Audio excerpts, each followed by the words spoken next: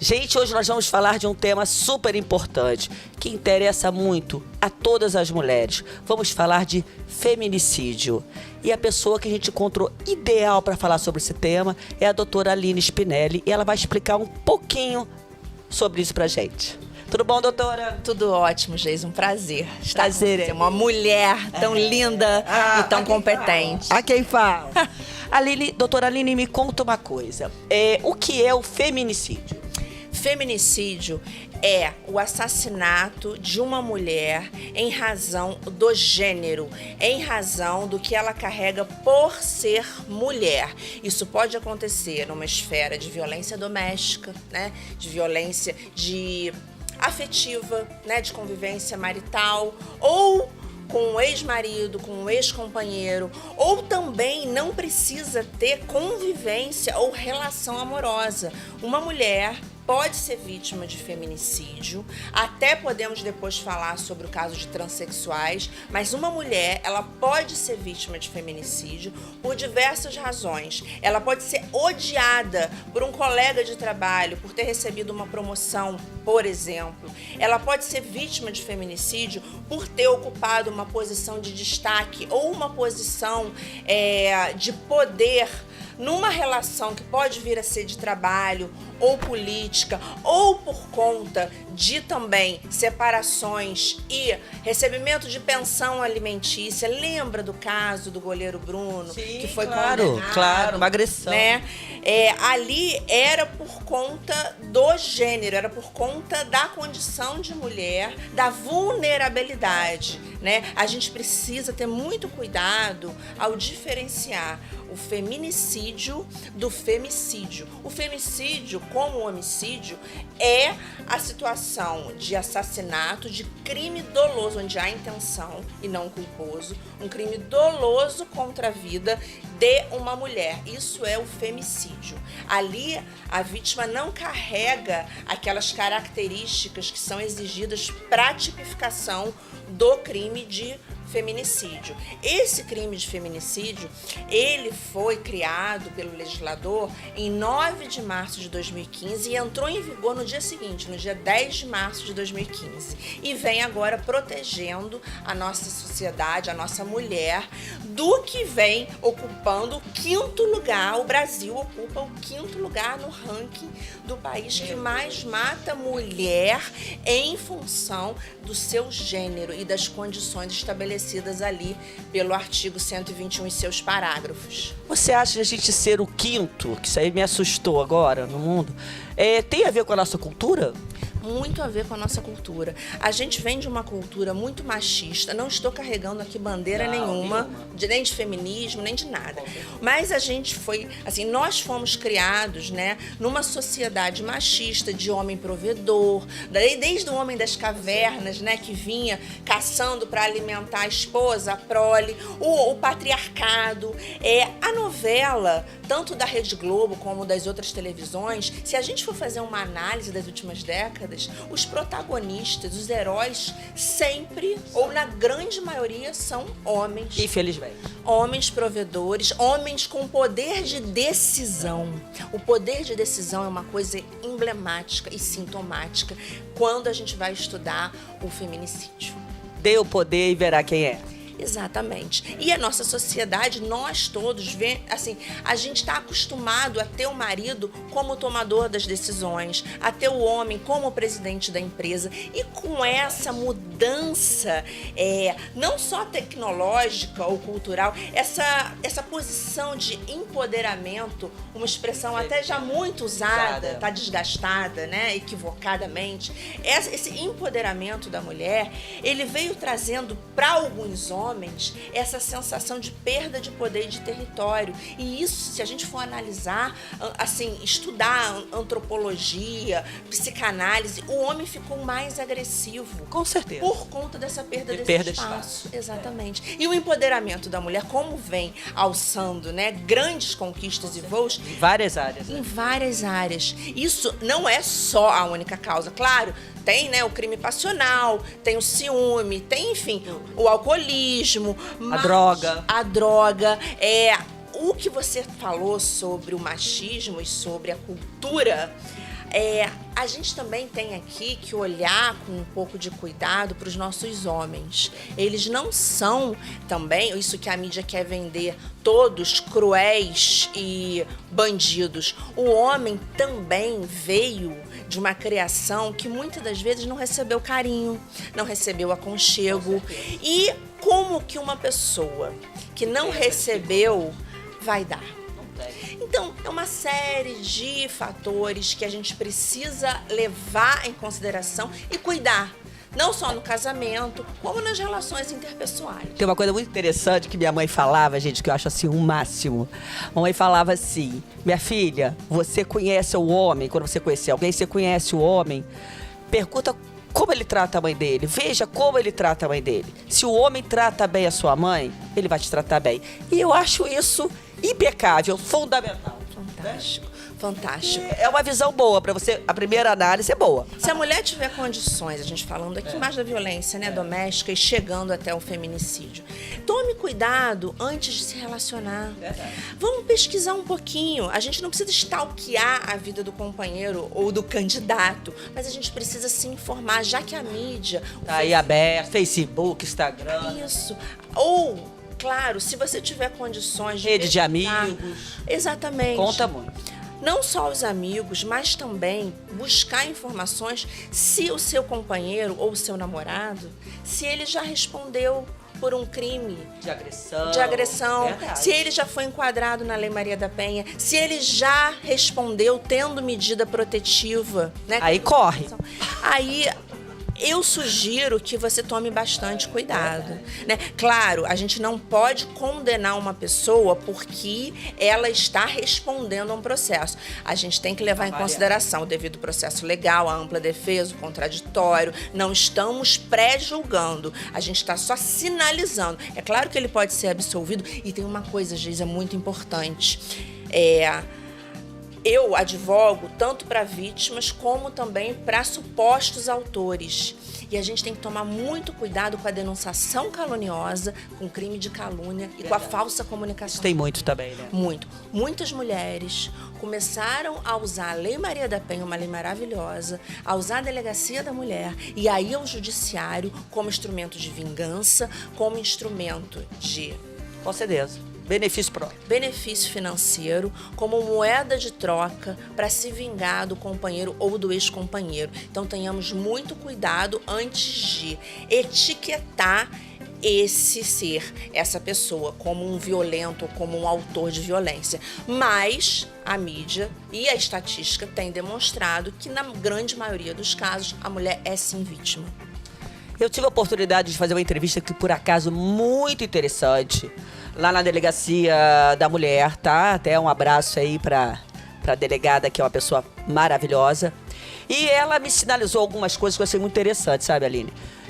Para a mulher não chegar nesse fim, no feminicídio. Que hoje a mulher, ela é agredida, ela vai lá e faz a denúncia. Aí, passa um tempo, a mulher tira, né, vai perante o juiz, tira esse processo. Por quê? Ela volta pro marido. Ela diz que o maior caso é esse. As mulheres acabam voltando pro marido e aí acaba nesse resultado do feminicídio. O que você diria disso?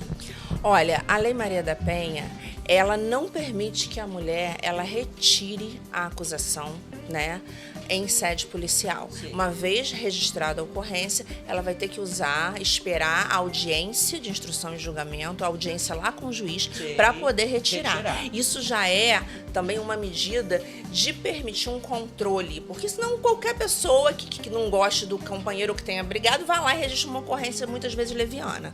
Agora, a mulher, ela tem... assim sido, nós temos percebido que muitas mulheres registram a ocorrência, pedem a medida protetiva, né, contratam um advogado e poucos meses ou poucas semanas depois volta para o marido ou para o agressor. E aí, quando chega na audiência, ela fala: doutor juiz, excelência, eu acabei dando uma segunda chance, ele se redimiu, nós voltamos, eu gostaria de retirar a acusação e eu não faço mais, eu não peço, não tenho mais desejo de manter a medida protetiva, até porque os dois né, Com certeza. feriram a medida protetiva. Porque a esposa que volta para casa tendo medida protetiva, ela está errando, ela está desrespeitando uma decisão judicial. E o marido também. E ele pode, inclusive, ser preso. Verdade. Então eu acho que precisa ter esse carinho também consigo. As mulheres precisam se amar mais. E outra coisa muito interessante que foi falado também, que eu acho bem interessante a gente citar aqui, que leva a esse fim trágico, é que muitas mulheres precisam se amar. E que a agressão não é só física. Que muitas vezes a agressão psicológica consegue ser pior do que a física. E leva também a esse fim trágico. Fala um pouquinho disso. Olha, a agressão psicológica, eu entendo, até por experiência de escritório de sala de aula, que a agressão psicológica, ela por não poder ser detectada, né? Você passa uma noite chorando, vomitando, sofrendo tortura psicológica, sendo xingada, sendo humilhada pelo seu companheiro ou companheira. No dia seguinte você vai trabalhar, as pessoas não vão ver o seu rosto machucado, o seu braço cortado, a sua perna quebrada. Mas aquilo ali dentro de você, essa opressão, essa degradação de todo o seu sistema imunológico e psicológico pode levar a uma série de doenças, pode levar também a um suicídio, pode levar a um câncer, como eu falei. E a violência psicológica ela é muito mais difícil de ser provada na delegacia e no judiciário. Você precisa de testemunhos, você precisa de laudos. E isso a gente não tem como abraçar e adivinhar que a mulher está sendo vítima. Por isso que ela precisa buscar atendimento psicológico, religioso. A igreja, a nossa religião, ela contribui muito, né? O padre, o pastor, a figura religiosa que nos recebe bem, a casa que dá apoio às mulheres, as amigas e principalmente atendimento psicológico. É um luxo, a gente sabe que é muito caro, né? Para a grande maioria das pessoas, mas o próprio judiciário e a própria delegacia pode indicar uma casa para que você busque esse auxílio. A mulher, ela precisa se fortalecer muito para conseguir enfrentar um processo onde se discute violência doméstica e separação e medida protetiva. Outra coisa que eu gostaria de perguntar, que eu acho muito interessante, a gente não ouvia falar muito na mídia sobre o feminicídio, né? E hoje você abre um jornal, na TV você liga o jornal, é direto, isso é toda hora, todo dia, por questões variadas. O que eu gostaria de te perguntar? O feminicídio nunca existiu, ou existia e não era falado, não podia ser falado, ou as pessoas tinham vergonha de comentar. O que aconteceu? Por que está hoje, ou aumentou? Como você vê isso? Eu acho que todos esses fatores, todas as possibilidades e as hipóteses que você citou. É claro que a lei que trouxe a tipificação da figura do feminicídio, da figura penal, ela entrou em vigor dia 10 de março de 2015. Porém, o homicídio da mulher em função do gênero, né, por conta de uma violência doméstica ou por conta de tudo que a gente já falou, ele sempre existiu, sempre existirá, infelizmente, mas a gente percebe, de acordo com a estatística, uma prática muito crescente, a largos passos, principalmente nas últimas 2, 3 décadas. A gente pode falar lá de 1976, se eu não me engano, de um caso famoso da Ângela Diniz e Doc Street. A gente fala do caso da filha de uma autora de novela, a Daniela Pérez, né? Que foi um caso de feminicídio, né? Ele, inclusive, era casado com outra mulher, a mulher dele estava grávida e ele matou por causa de rejeição, porque, segundo consta no processo, a Daniela rejeitava, ela não quis manter um relacionamento amoroso. Maridos matam suas esposas porque elas se forçam, se negam a fazer aborto. A gente teve um caso famoso na mídia de Minas Gerais, de um namorado que matou a namorada porque ela se negou a executar um aborto. E porque a pessoa, às vezes, rejeita, não quer ter uma relação amorosa, ou não quer reatar um namoro.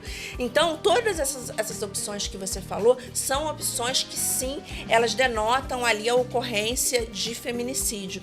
E na década de 60, de 70, de 80, agora com o advento da internet, né, de 1990 para cá, tudo isso ficou mais explícito e as pessoas estão se sentindo mais seguras para irem ao Facebook ou a outro instrumento desse para denunciar. Virou um instrumento de denúncia. Sempre, claro, a gente tem que observar que as pessoas também podem estar denunciando de forma mentirosa. Mas o feminicídio, ele só ocorre quando já houve o óbito.